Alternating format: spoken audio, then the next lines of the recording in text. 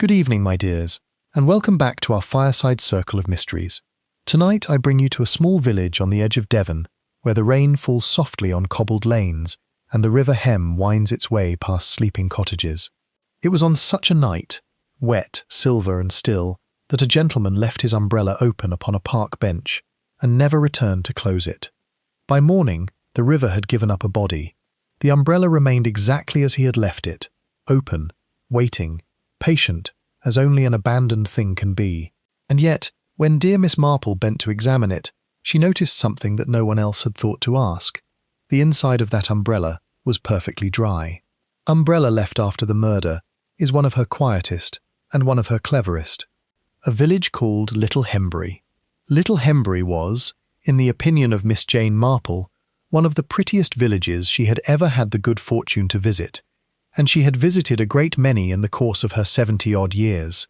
It possessed the two essential ingredients of any English village worth its salt: a church with a crooked spire, and a great deal of gossip, most of it kindly meant. She had come down from St. Mary Mead at the invitation of her old friend Mrs. Ashworth, whom she had known since they were girls together at a small seminary in Eastbourne, and who now lived in a comfortable house called the Laurels, quite near the river. It was October, and the leaves had turned that particular shade of gold that made Miss Marple think, rather sentimentally, of crystallized fruit. "You will find it very quiet here, Jane," Mrs. Ashworth had written, "but I dare say quiet will suit you very well after all your adventures." Miss Marple had smiled at this when she read it, for she did not think of herself as a person to whom adventures happened. Things simply occurred around her, now and then, and she found herself unable to help noticing them. She arrived on the Thursday afternoon, and by Saturday she had already learned, without any great effort on her part, that the vicar's wife disapproved of the new organist, that the greengrocer's boy was walking out with a girl from Lower Hembury against her mother's wishes, and that Colonel Fenwick, who lived at the big house above the river, was not, in Mrs. Ashworth's opinion, quite the gentleman he liked people to think him. "Oh," said Miss Marple, looking up from her knitting with polite interest. She was making a small woolen jacket for Mrs. Ashworth's grandniece, and had just turned the heel with some satisfaction. "Well, I don't like to say too much," said Mrs. Ashworth, in the tone of one who intends to say a good deal. "But there was talk, some years back, before the war this was, something about money that went missing from the Church Restoration Fund, and poor young Mr. Latimer taking the blame for it. Though nobody ever quite believed it was him, he left the village not long after. Never came back." "How very sad," said Miss Marple. "And Colonel Fenwick was concerned in it, you think?" "I couldn't say for certain," said Mrs. Ashworth, with the particular firmness of a woman who is nonetheless quite certain in her own mind. "But he was treasurer of the fund at the time, and he has never wanted for money since, and Mr. Latimer left this village with nothing but the clothes on his back and a very great deal of shame that I don't believe he deserved. That is all I shall say on the subject, and I dare say it is not my business to say even that much." Miss Marple said nothing, but she remembered it. She had a great capacity for remembering things that other people said were not their business. She met Colonel Fenwick himself on the Sunday, after church. He was a big, florid man, running a little to stoutness, with a loud, hearty voice, and the sort of moustache that seemed to require a good deal of upkeep.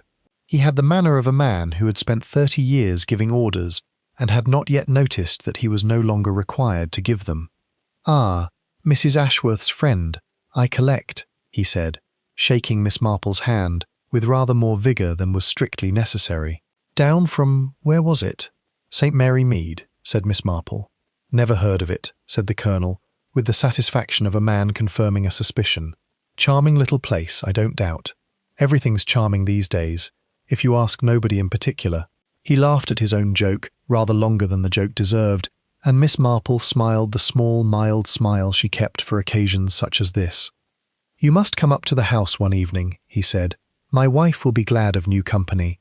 Not much society for her here, poor girl, though she'd never say so herself." Miss Marple, glancing past him, saw a thin, fair woman standing a little apart from the churchyard group, speaking to no one, and gathered that this must be Mrs. Fenwick. She had the look, Miss Marple thought, though she could not have said quite why, of a woman who had grown accustomed to standing a little apart. There was also, she noticed, a younger woman near the lich gate, dark-haired and neatly dressed, who seemed to be waiting for the colonel with a folder of papers under her arm, and who watched him with an expression Miss Marple found harder to read than most. "My secretary," said the colonel, following her glance. "Miss Hart, does all my correspondence for the water committee. Can't be doing with paperwork myself, never could." He said this with the particular pride of a man who considers his own incompetence at something rather a fine joke. Miss Marple murmured something suitable, and the colonel, having exhausted his interest in her, moved off toward Miss Hart, with the air of a man returning to important business. "He is very sure of himself," Miss Marple said to Mrs. Ashworth, as they walked home along the river path. "He always was," said Mrs. Ashworth. "Even as a young man. I remember him at the cricket matches, 20 years ago. Always the loudest voice on the field, whether he'd made a good stroke or a bad one." She paused by the little stone bridge that crossed the Hem at its narrowest point. "That's his boathouse there. He keeps a little skiff. Goes out most fine evenings, weather permitting. Says it settles his nerves after dinner." Miss Marple looked at the boathouse, a modest wooden structure half hidden by willows, and at the bench a little further along the path, positioned, she thought, very pleasantly for anyone who wished to sit and watch the water go by. "What a peaceful spot," she said. "Yes," said Mrs. Ashworth, "though I shouldn't care to sit there after dark myself. The path floods, you know, if the rain is heavy, and it can turn quite treacherous underfoot. Old Mr. Peabody went in up to his knees 2 winters ago, and he a magistrate, if you please, and never lived it down." Miss Marple laughed a little at this, and they walked on, and thought no more of the bench, or the boathouse, or the colonel with his loud laugh and his moustache, for the rest of that pleasant, ordinary Sunday. It was on the Tuesday that the weather broke. Miss Marple, sitting by the window with her knitting that evening, watched the rain come down in long silver ropes against the glass, and remarked to Mrs. Ashworth that it put her in mind of a very wet autumn some years before, when the vicarage roof at St. Mary Mead had leaked so badly that poor Mr. Clement had been obliged to say evensong with an umbrella propped in the corner of the vestry. "I do hope the colonel doesn't take his boat out in this," said Mrs. Ashworth, glancing at the streaming window, "though I dare say he's too fond of his dinner to venture out on a night like this." "I dare say," said Miss Marple placidly, and counted her stitches, and did not think about it again until the following morning, when Mrs. Ashworth's maid came in, white-faced, with the milk not yet taken in, to say that Colonel Fenwick had been found drowned in the river below the bridge, and that his umbrella, of all strange things, had been discovered still open upon the bench where he was known to sit, open, and standing quite alone, in a night of driving rain. "How very odd," said Miss Marple, setting down her teacup with great care, "that nobody should have thought to close it." She did not, at that moment, know quite why the thought troubled her so much more than the news of the colonel's death itself. But it did. The umbrella on the bench.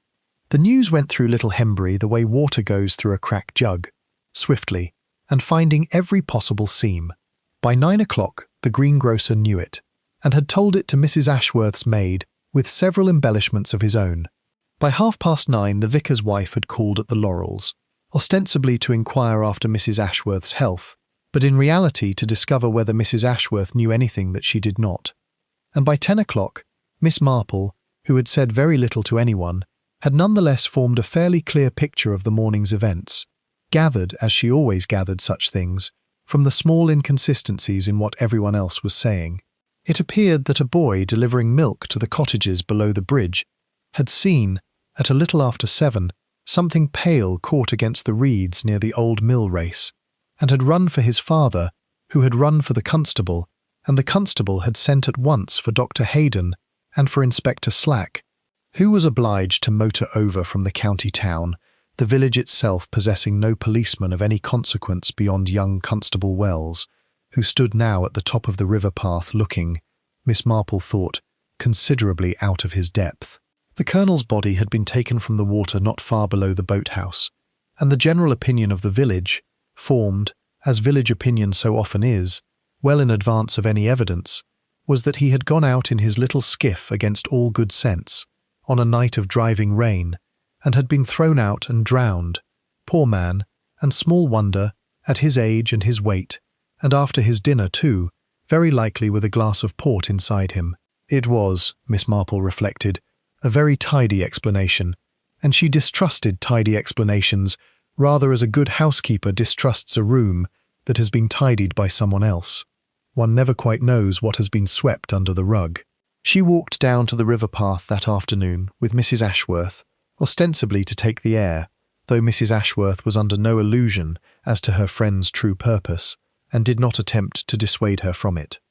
The rain had cleared, leaving the world washed and glistening, and the river ran high and brown, and rather faster than usual. A small knot of villagers stood at a respectful distance from the bench, watching Inspector Slack, a large, impatient-looking man, conduct what appeared to be a very thorough examination of the immediate vicinity, assisted by a sergeant who wrote a great deal in a notebook, without, so far as Miss Marple could tell, being asked very many questions worth writing down. The umbrella still stood open upon the bench, black and glistening, exactly where it had been found. Miss Marple, drawing a little nearer under cover of admiring the willows, was able to observe it for some moments before anyone thought to move her along. It was a large gentleman's umbrella, of good quality, with a curved handle of some dark, polished wood. It had been standing open all night in what must have been, by all accounts, a very considerable downpour, and yet Miss Marple noted this with the same quiet attention she might have given to a dropped stitch. The black silk of the canopy, underneath, where the ribs met the shaft, appeared entirely unmarked by damp. The handle, too, when she was near enough to observe it properly, showed no sign of having been gripped by a wet hand, no darkening of the wood such as rain-soaked fingers must surely leave. Extraordinary, she murmured to herself, and might have said more, had not Inspector Slack chosen that moment to notice her. "Now then, madam, if you wouldn't mind standing back," he said, in the voice of a man who has said this sentence a great many times that morning and expects to say it a great many more. "This is a police matter." "Of course, Inspector," said Miss Marple, with such perfect meekness that he looked at her rather sharply, as though suspecting some hidden impertinence, and then, finding none, returned his attention to his sergeant. "Drowning, plain as a pikestaff," she heard him say, not troubling to lower his voice, for he was not a man who greatly valued the discretion of bystanders. "Man went out in his boat, capsized her, went in, and that was that. Question is whether he was fool enough to do it himself in that weather, or whether somebody helped him along." "The umbrella, sir," said the sergeant, glancing at it. "Bit odd that, left open all night." "Man forgot it when he went down to the boathouse," said Inspector Slack, with the air of a man who has already solved the case and resents being made to discuss it further. "People forget all manner of things. My own wife left the gas on under the kettle only last week, and very near burned the house down." Miss Marple, moving away along the path with Mrs. Ashworth, said nothing at all about the umbrella, though she thought about it a very great deal. "You're very quiet, Jane," said Mrs. Ashworth, as they turned back toward the laurels. "I was only thinking," said Miss Marple, "how very strange it is that a man should carry an umbrella down to his boathouse on a night when he meant to go out on the water and open it and set it up on a bench and then walk on without it, in the pouring rain, to his boat. It seems a great deal of trouble to take with an umbrella one did not intend to use." "Perhaps he changed his mind," said Mrs. Ashworth. "Men do, you know, especially about the weather. My husband was forever setting off with his mackintosh and coming back for his umbrella instead, and then losing the umbrella somewhere between the front door and the gate." "Perhaps," said Miss Marple, in the tone of one who does not think it very likely at all. They called in at the post office on their way home, more from habit than necessity, and found Miss Hart there before them, buying stamps with a hand that Miss Marple noticed was not perfectly steady. She was a slight, composed-looking young woman of perhaps 30, with dark hair drawn back rather severely and a face that gave away very little, except, this morning, a certain paleness about the mouth that no amount of composure could quite disguise. "A dreadful thing," said Mrs. Ashworth, in the hushed, faintly relishing tone the village reserved for dreadful things. "You must be quite overcome, Miss Hart, working so closely with the poor colonel." "It is a great shock," said Miss Hart, in a voice as carefully arranged as her hair. "I was with him only yesterday afternoon, going over the Water Committee's accounts. He seemed perfectly himself." She hesitated, and then added, rather quickly, as though the words had escaped before she could stop them. "He was not a man who gave way to low spirits, whatever anyone may say." "Nobody has said anything of the kind, my dear," said Mrs. Ashworth, looking rather startled. "No," said Miss Hart. "No, of course not. Forgive me. I am not quite myself this morning." And she took up her stamps and her change and went out rather quickly, the little bell over the door jangling behind her, with what seemed, in the sudden silence, an unnecessary amount of cheerfulness. Miss Marple watched her go, through the post office window, walking very fast up the wet street with her head down, and thought that here was a young woman who had, for one unguarded moment, said a good deal more than she had meant to say. Though precisely what it was that she had meant to deny, Miss Marple could not yet be certain. "Now I wonder," she said to Mrs. Ashworth, half to herself, "why anyone should suppose that Colonel Fenwick had given way to low spirits, when the general opinion in the village, as I understand it, is that he simply went out in his boat and had an accident. It is a very particular thing to deny, don't you think, when nobody has suggested it?" Mrs. Ashworth, buying her own stamps, said that she was sure she couldn't say, and that Jane did have a way of noticing things that quite escaped ordinary people. And was it to be Sunday joint, or a nice bit of fish for their dinner, because the fishmonger's boy had called about the order and would need an answer before noon? But Miss Marple, walking home through the thin autumn sunshine, was thinking that little Hembury, for all its crooked church spire and its gossip and its charming river path, had a good deal more beneath its surface than anyone in it, save perhaps Miss Hart, and perhaps one other person not yet identified, was willing to say aloud. A very proper household. Inspector Slack, it transpired, was not a man to let a case rest merely because the evidence appeared to point in a single convenient direction, and to his credit, though Miss Marple would have been the last to say so within his hearing, he called at every house of consequence along the river path before the day was out, Colonel Fenwick's own included. Mrs. Ashworth, who knew everyone and was known by everyone in return, contrived to be present, in the character of a sympathetic neighbour bringing calves' foot jelly, when the inspector called at the big house that afternoon and brought Miss Marple with her on the entirely reasonable grounds that 4 hands were better than 2 for carrying a basket, however small. The house was a solid Victorian building of red brick, softened by a great deal of ivy, and it wore, that afternoon, the particular hushed, curtained look that houses assume very quickly after a death, as though the walls themselves had been told to speak in whispers. They were shown into the morning room by a parlour-maid with reddened eyes, and found Mrs. Fenwick sitting very upright in a chair by the window, dressed in dark grey, with her hands folded in her lap, in the manner of a woman who has been advised to compose herself and is doing her best to obey. "So very kind," she said, when Mrs. Ashworth had delivered the jelly and her condolences, both offered with equal warmth. "I hardly know what to do with myself. One reads of such things happening to other people." She was, Miss Marple thought, a woman who might once have been pretty in a delicate, unremarkable way, and who had settled, over the years, into a kind of permanent faded anxiety, like a watercolour left too long in the sun.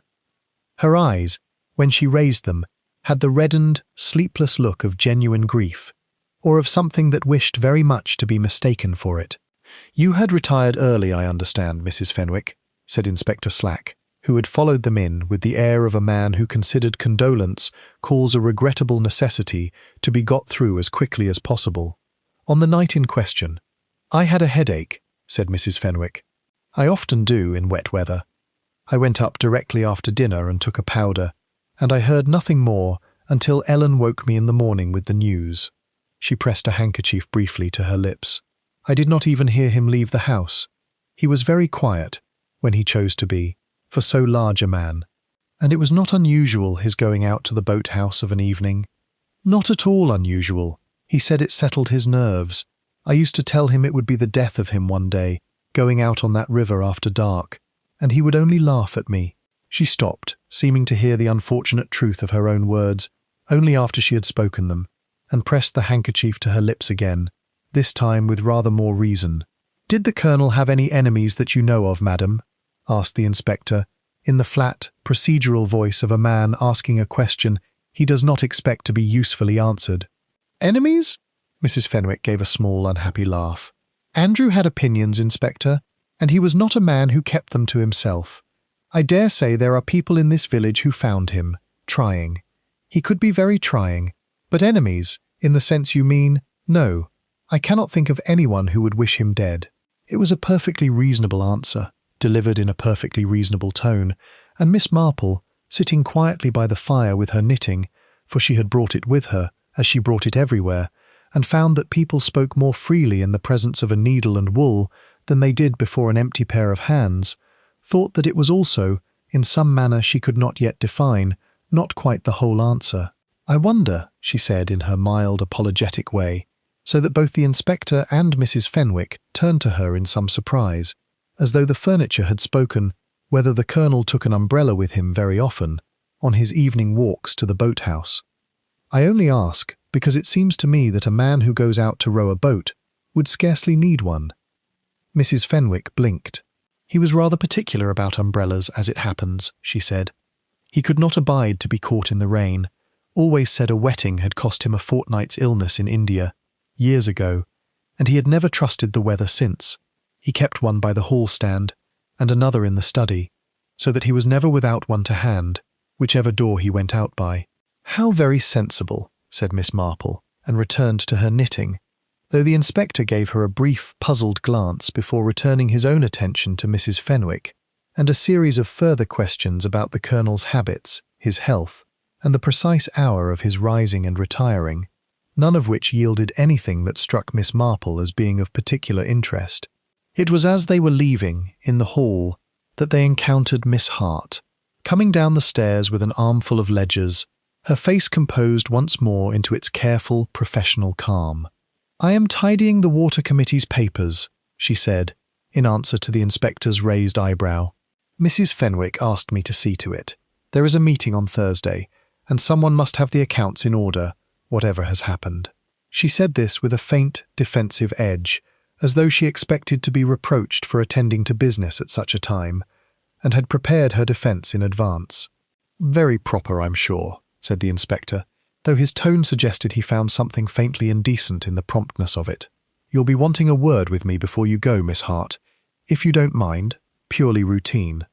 "Of course," said Miss Hart, and her knuckles, Miss Marple observed, whitened very slightly upon the ledgers she carried, though her face remained perfectly still. They left the house shortly afterward, and it was not until they were some way down the drive, under the dripping laurels, that Mrs. Ashworth burst out with what had evidently been occupying her for the whole of the visit. "Well," she said, "I don't know what to make of it, Jane, I really don't. She sat there so composed, and yet there was something, I can't put my finger on it, something not quite right about the whole thing, as though she were reciting a lesson." "Grief takes people in very different ways," said Miss Marple. "I remember poor Mrs. Trelawney, when her husband died. She went about arranging flowers for a full fortnight and would not speak of him at all, and everyone thought her very hard-hearted until she took to her bed for a month afterward and nearly died of it herself. One cannot always tell from the outside what is grief and what is merely a very good imitation of it, put on because the real thing is too dreadful to show." "And which do you think it was, with Mrs. Fenwick?" "I hardly know yet," said Miss Marple, "but I do think it interesting, don't you, that a man so very particular about his umbrellas, so careful never to be caught without one, should have gone out on the worst night of the autumn and left one open on a bench, quite forgotten, in the pouring rain. It does not sound to me like the same man his wife has just described. Perhaps he simply forgot it, in his hurry."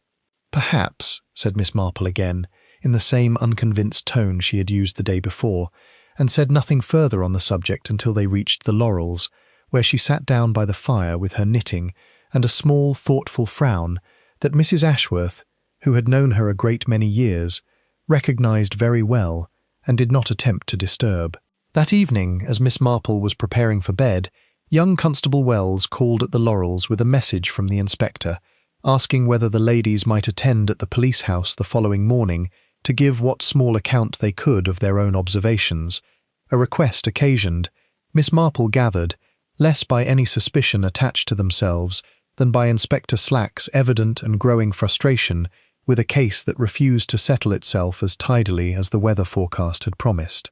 "He's not best pleased, ma'am, if you don't mind my saying so," Constable Wells confided, with the particular candour of a young man not yet entirely accustomed to official reticence.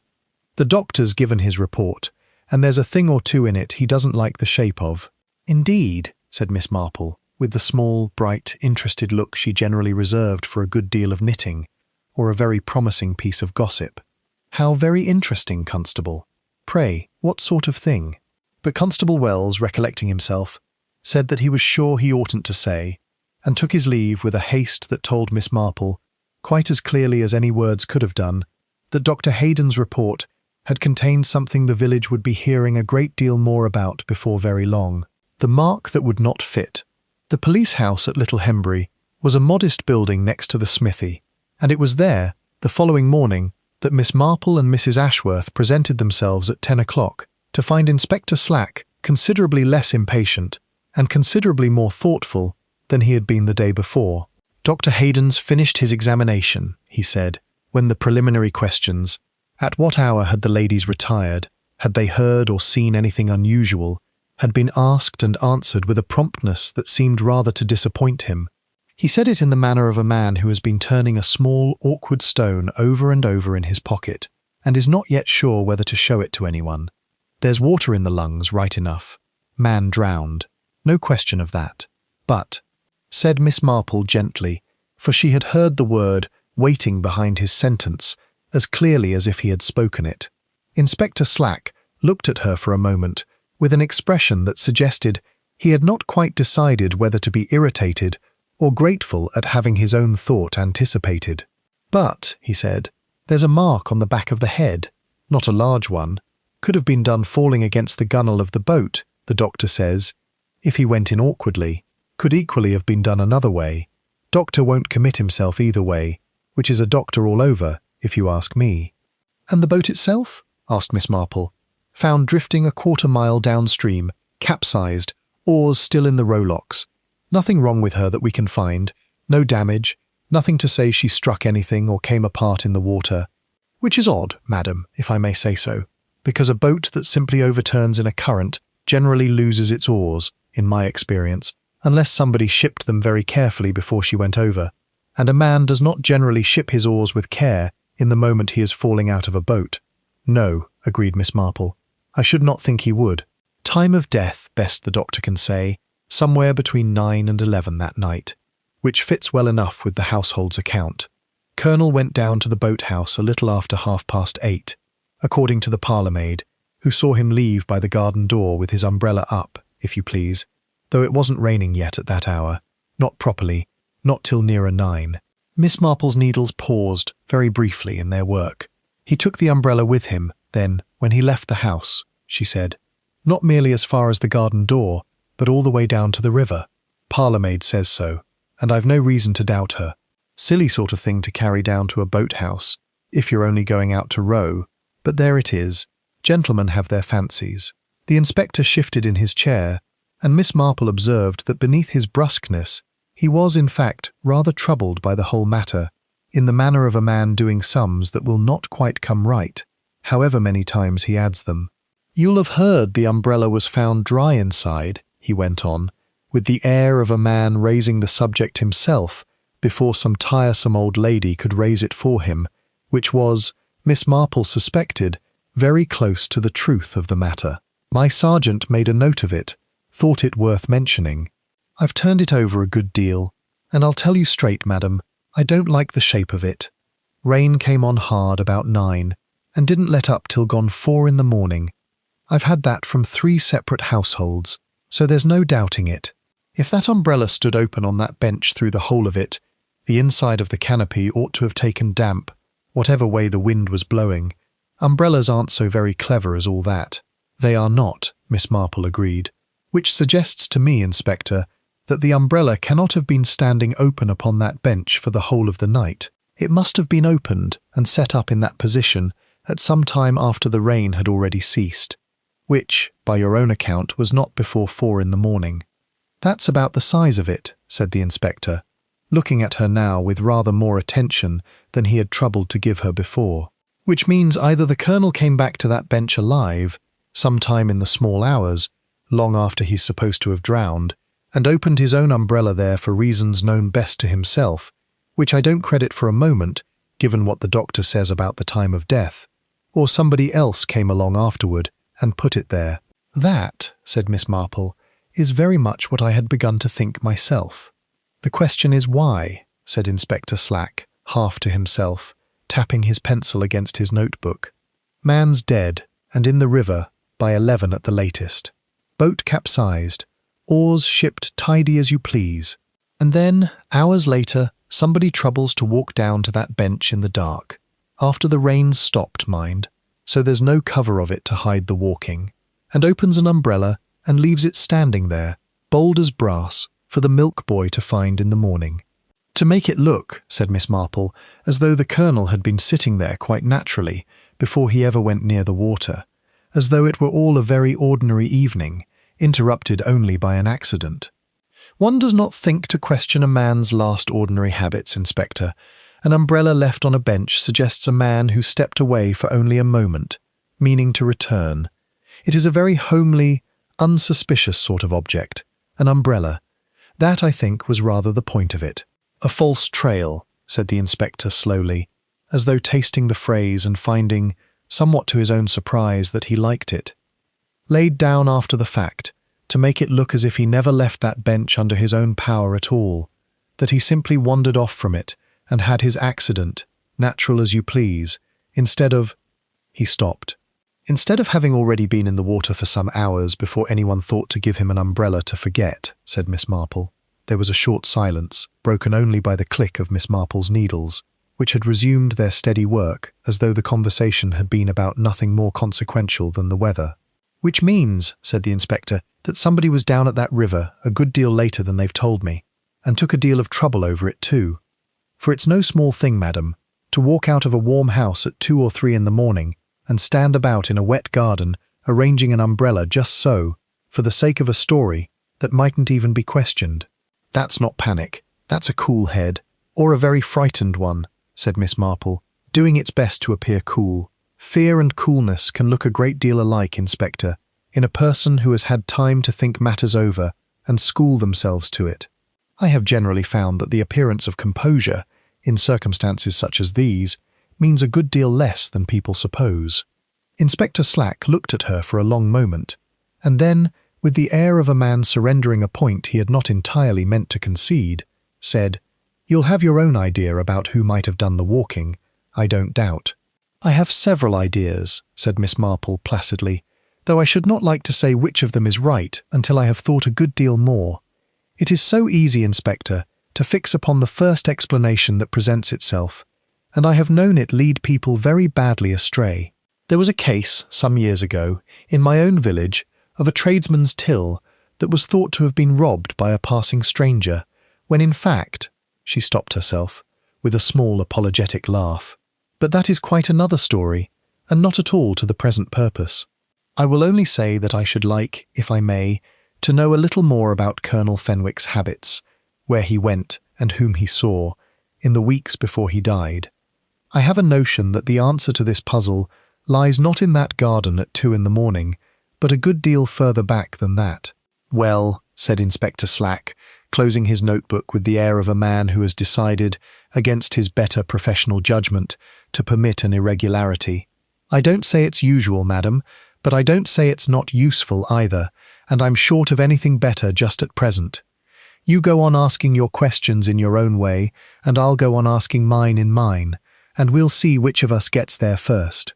Mrs. Ashworth, who had sat through the whole of this exchange in a state of mounting astonishment, said nothing at all until they were well clear of the police house and halfway home along the wet street, at which point she burst out, "Jane, I had no notion you meant to go asking questions all over the village like a private detective in a story.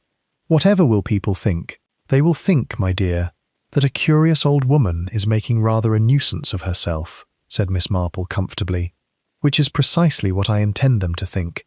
For people say a great many things in front of a harmless old woman that they would never dream of saying in front of an inspector of police. I believe I shall begin," she added, by calling upon Miss Hart. What the secretary knew. Miss Hart lodged in a small cottage at the top of the village, above the baker's shop, in 2 rooms that she had made. Miss Marple observed on being admitted, very neat and rather bare, in the manner of someone who had never quite let herself believe that any place she lived in would be permanent. There were few ornaments and fewer photographs, and the single one that stood upon the mantelpiece, a fair-haired young man in an army greatcoat, taken some years before by the look of the uniform. Miss Hart, following her visitor's glance, turned face down upon the shelf with a small, unhurried movement, as though she had done it many times before and expected to do it many times again. "My brother," she said, before Miss Marple had asked. "He was killed in the war. I don't care to be reminded of it more than I can help, though I don't like to put him quite away either." She said this with a composure so complete that Miss Marple, who had seen a great many people arrange their grief for public inspection, wondered whether it might, in this instance, be entirely genuine, or entirely false, or, as was so often the case, a little of both. "I hope you will forgive an old woman's curiosity," said Miss Marple, settling herself in the chair she was offered, and producing her knitting with the air of one who intends to stay some while. "I have become dreadfully interested in poor Colonel Fenwick's death, and I understand you knew him better than almost anyone in the village, having worked so closely with him." "I typed his letters and kept his accounts," said Miss Hart, in a voice that had gone very level. "I don't know that it amounts to knowing a man, and yet one learns a great deal about a person from his letters, I should think," said Miss Marple mildly, "and a very great deal indeed from his accounts. Money has a way of telling the truth about people, even when they have gone to considerable trouble to prevent it." There was a small silence. Miss Hart's hands, folded in her lap, tightened almost imperceptibly. "What is it you wish to know, Miss Marple?" she said at last. "I think you had better ask me directly, whatever it is, rather than go round about it. I am not very good at riddles this week." Miss Marple, who admired directness wherever she found it, put down her knitting for a moment. "I wondered," she said, "whether the Colonel had any particular anxiety in the weeks before he died. Some trouble that weighed on him. You said, when I first saw you, that he was not a man who gave way to low spirits. And it struck me at the time that nobody had suggested he was, which made me think that someone must have suggested it to you, privately, or that you yourself had wondered it, and did not care to say so." Miss Hart was silent for a long moment, looking down at her hands. "He had received some letters," she said finally. "Over the past 2 months, I did not open them. They came to the house, not to me, and he dealt with them himself, which was not his usual habit, for as a rule, he left all his correspondence to me, being, as he liked to say, no hand with a pen himself. But these he took in and answered without my seeing them, and once, when I came into the study rather suddenly, I saw him fold one away into the desk very quickly, in a manner I had never seen him use before. He was not a man given to quick movements as a rule. Did you form any notion of what was in them?" "None," said Miss Hart, "except that after they began to come, he was a different man, shorter in his temper. He had always been loud, and rather pleased with himself, and not, I think, a very kind man underneath the joking, but he had never before seemed to me afraid. In the last month, I think he was afraid. He took to walking down to the boat-house of an evening far more than he used to, even in poor weather, as though he could not sit still in the house. To think, perhaps, said Miss Marple, or to be alone with something he did not wish anyone else to see him thinking about. Perhaps, said Miss Hart. She looked up, and for the first time something like genuine feeling broke through the careful composure of her face. "I did not like him, Miss Marple, if that is what you are working round to asking me. I will say so plainly, since I believe you have half guessed it already. He was not a good employer, in the ways that matter most, and I do not mourn him as perhaps I ought. But I did not kill him, and I do not know who did, and I have told the inspector exactly what I have told you, no more and no less." "I did not suppose for a moment that you had killed him," said Miss Marple, with such evident sincerity that Miss Hart's shoulders, which had been held very rigid throughout this speech, relaxed by some fraction of an inch. "I only wish to understand him a little better, and I think you have helped me to do that more than you know. Might I ask one thing more? Do you happen to know a Mr. Latimer, a young man, I believe, who left the village some years ago, under a cloud that Colonel Fenwick's name was once, I understand, connected with. Something moved behind Miss Hart's eyes, recognition, quickly suppressed. I have heard the name, she said carefully. There was some old scandal before my time here. I don't know the particulars. You would do better to ask someone who was in the village then. I believe I shall, said Miss Marple, gathering up her knitting, and I am very much obliged to you, my dear, for your patience with an old woman's questions. I hope you will not think too badly of me for asking them. I think, said Miss Hart, rising to see her out, with something that was very nearly, though not quite, a smile, that you ask your questions a great deal more gently than Inspector Slack asks his, Miss Marple, though I have a notion they go a good deal deeper. Miss Marple, walking back down the hill toward the laurels in the thin afternoon light, turned over in her mind what she had learned, and found that it fitted, not unreasonably, into a shape she had begun to suspect since her conversation with Mrs. Ashworth on that very first Sunday, a shape involving a young man wrongly accused, a fund that had never quite balanced, and a village that had allowed itself to believe the more comfortable of two possible stories.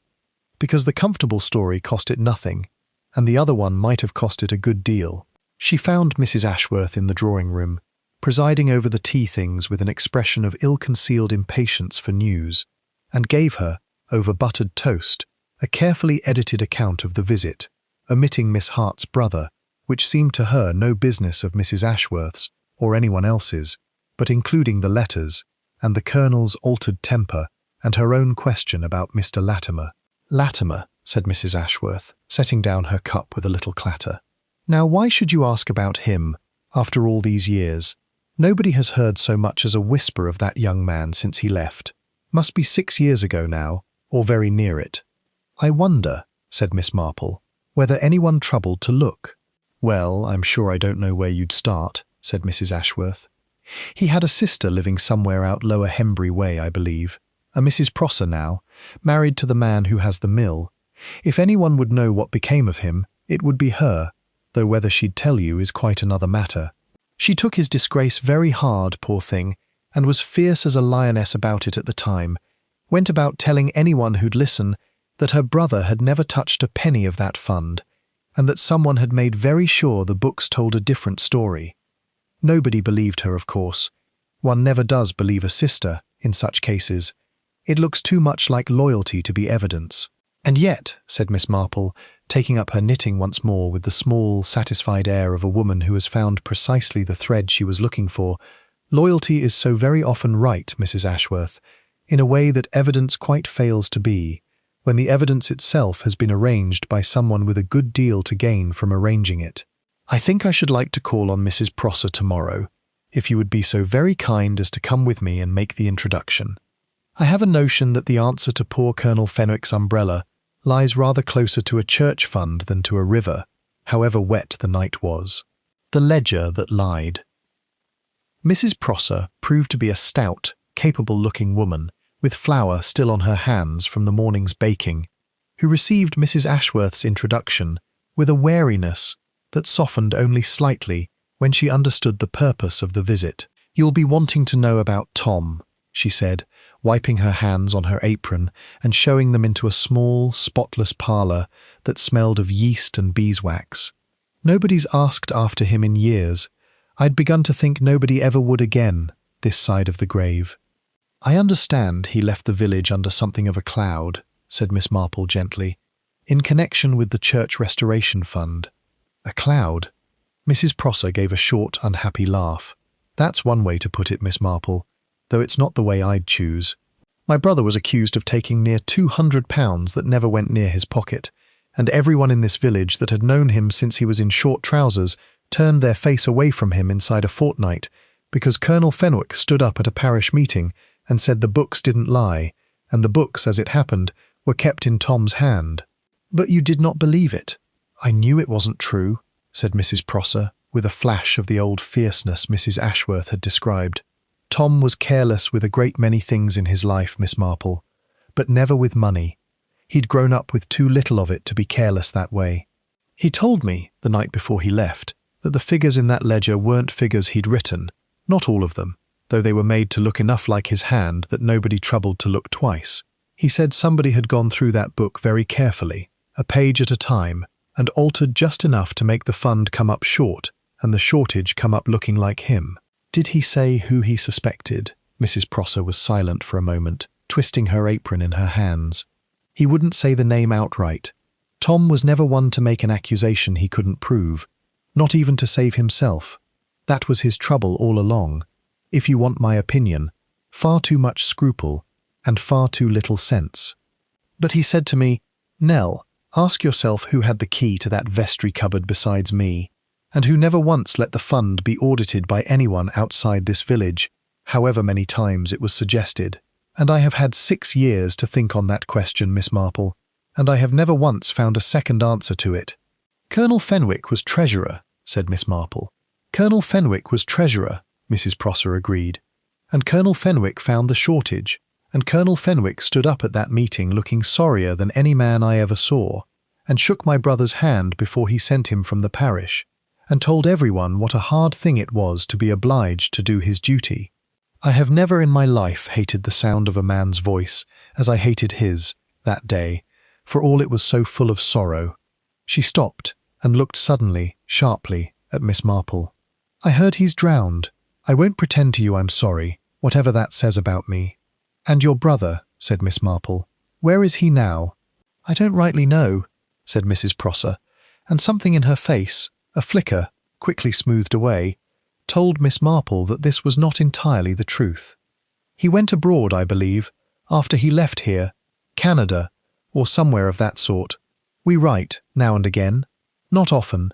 Miss Marple did not press the point, for she had learned long ago that a door held too firmly shut is generally better left alone until it opens of its own accord, and thanked Mrs. Prosser for her time, and walked back with Mrs. Ashworth along the wet lane in a silence that Mrs. Ashworth, for once, had the good sense not to break. It was that evening, sitting by the fire with her knitting quite forgotten in her lap, that Miss Marple found the whole matter arranging itself in her mind. Not all at once, but in the gradual, settling way that a jigsaw puzzle comes together once enough of the corner pieces are in place, and one begins, almost without trying, to see where the rest must go. She thought of a great many things that evening. She thought of Mrs. Fenwick, sitting so very upright in her chair, denying enemies in a voice that had not quite believed its own denial. She thought of Miss Hart's careful composure, and the letters the Colonel had hidden even from his own secretary, and his altered temper in the weeks before his death. She thought of a young man who had left the village with nothing, and a sister who had spent 6 years nursing a certainty she could not prove. And she thought, most of all, of an umbrella, opened and set upon a bench, in a garden, in the small hours of the morning, by someone who had wished very much for the world to believe that Colonel Fenwick's death had been nothing more than an ordinary accident on an ordinary wet night. It reminded her, curiously, of something that had happened many years before in St. Mary Mead, the affair of old Mr. Bantry's greenhouse key, which he had been found to have left hanging upon its usual hook on the very night his prize orchids were stolen, so that everyone had said, "Well, there, you see, nobody can have got in. The key was exactly where it always was," until it emerged, a good deal later, that the key had been put back upon that hook by the thief himself, very early the following morning, precisely because an object in its proper place excites no suspicion at all, while an object out of place excites a great deal.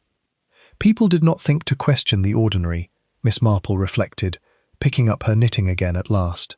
That was the whole of it, and had been the whole of it from the very beginning. An open umbrella on a bench was such a homely, unremarkable thing, a man's small carelessness on a wet night, that nobody had thought to ask what it was doing there at all, until an old woman with nothing better to occupy her had noticed that the silk was dry. "You have thought of something," said Mrs. Ashworth, watching her from the other armchair. "I can always tell, Jane, when you have thought of something. You get a particular look, quite unlike your ordinary look." "I have thought of a good many things," said Miss Marple, "though I do not yet know that I have thought of the right one. I should like very much, Mrs. Ashworth, to know one small fact before I say anything further to the inspector, and I believe you are just the person who might help me discover it."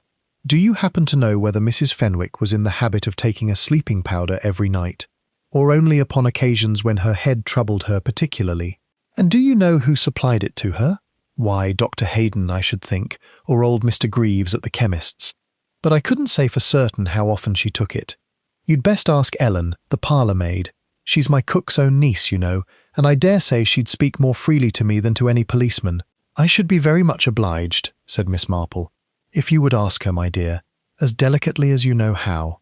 I have a notion, I may very well be wrong, and I hope with all my heart that I am, that Colonel Fenwick was not the only person in that house who found it useful, on a particular wet Tuesday, to be thought fast asleep behind a closed door.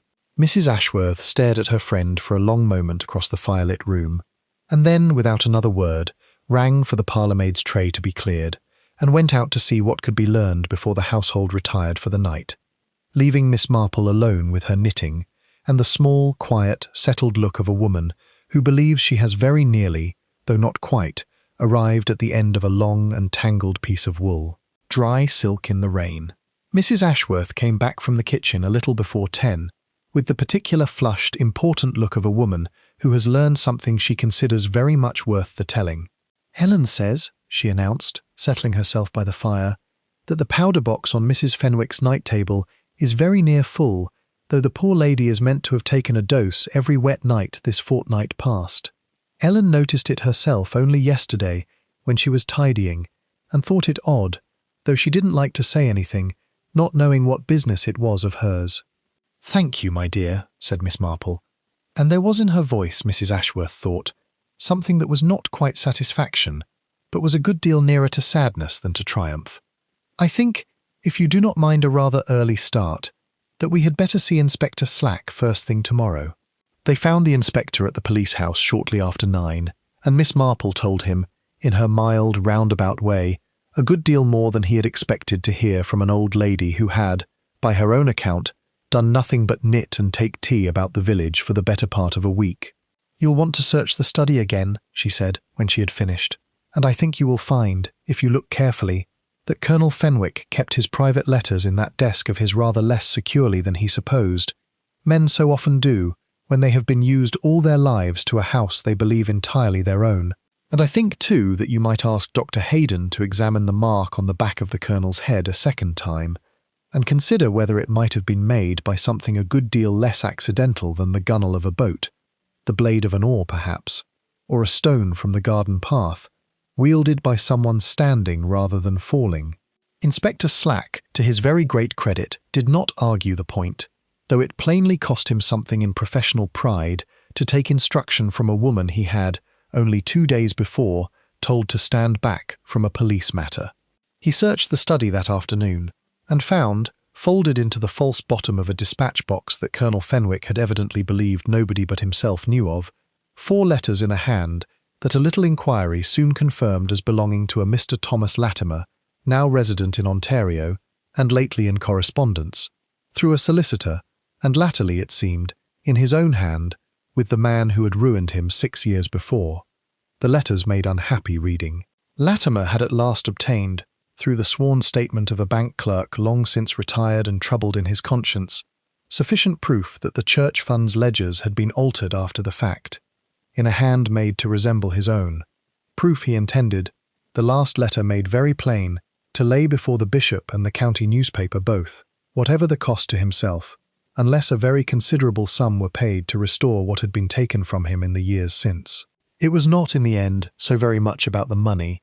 It was, as the last, angriest letter said, about 6 years of a name that could not be cleared, and a sister who had grown old defending a brother nobody in the parish would believe.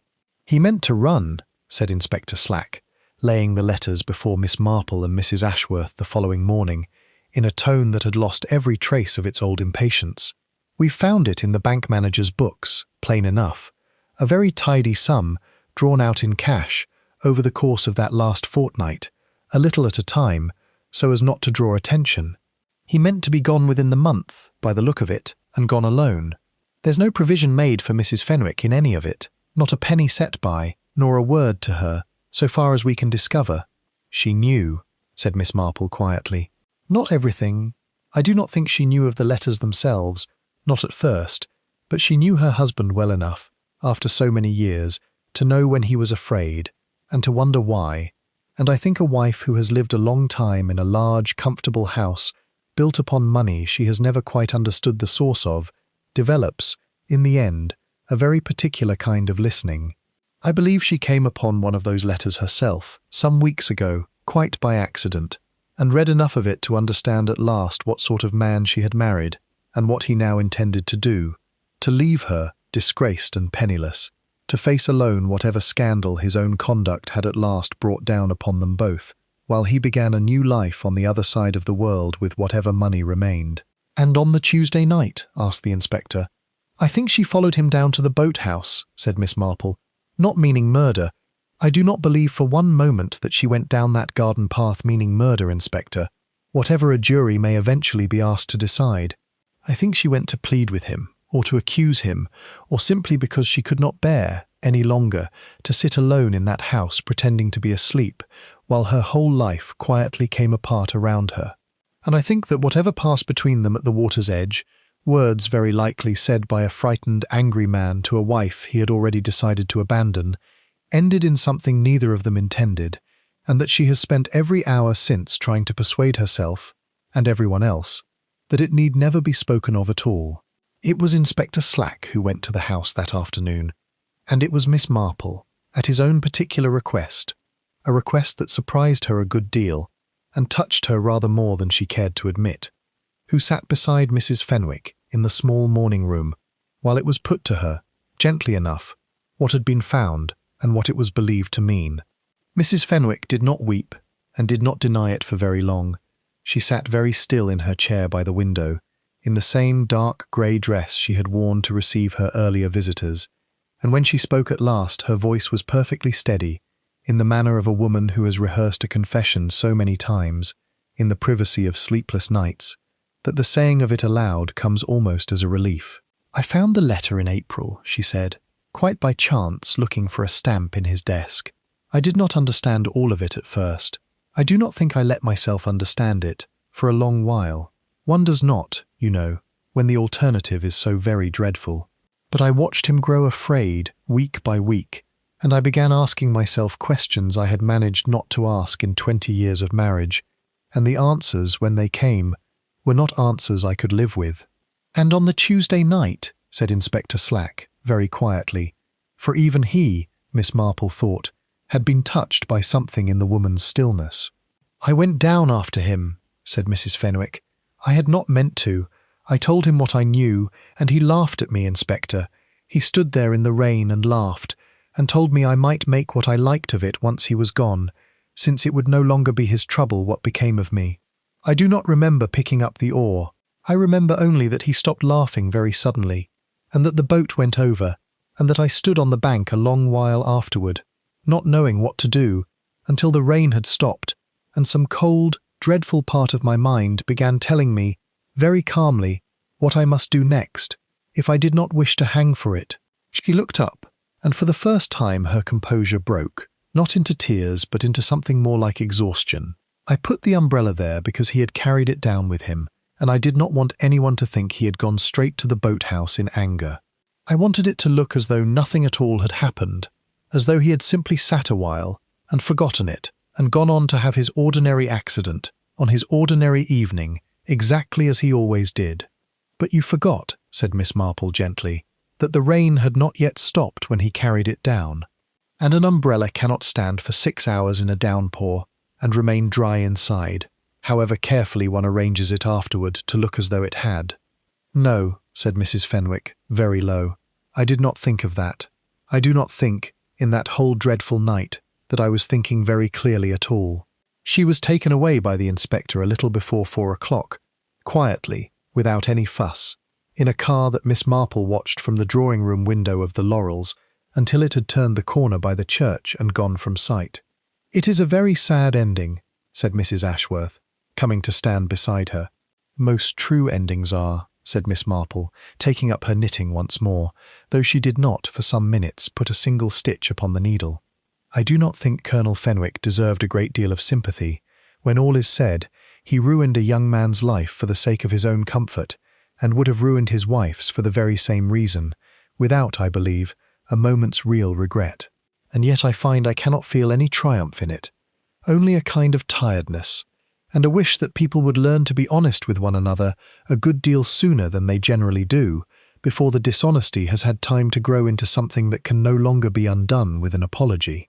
She thought, as she said it, of Mr. Latimer, wherever he now was, who would at last have his name restored to him, though it had cost a good deal more than anyone could have wished, and of Miss Hart, who would find, she rather thought, a kinder employer before very long, and of the umbrella itself, which had told in the end so very small and simple a lie, that a man had merely stepped away for a moment, meaning to return, and which had very nearly succeeded, for want of anyone troubling to ask why a thing left open in the rain should be dry within. "There is always a small thing," she said at last, half to herself, taking up her knitting again. "There is always some small, ordinary thing that does not quite fit, if one takes the trouble to look at it properly. People are so very unwilling to look at small things, Mrs. Ashworth. They would so much rather look at large ones, and miss, in consequence, nearly everything that matters." And with that, and no more, Miss Marple counted her stitches, found she had dropped one 3 rows back, and settled down, with a small sigh of purely domestic exasperation, to put it right.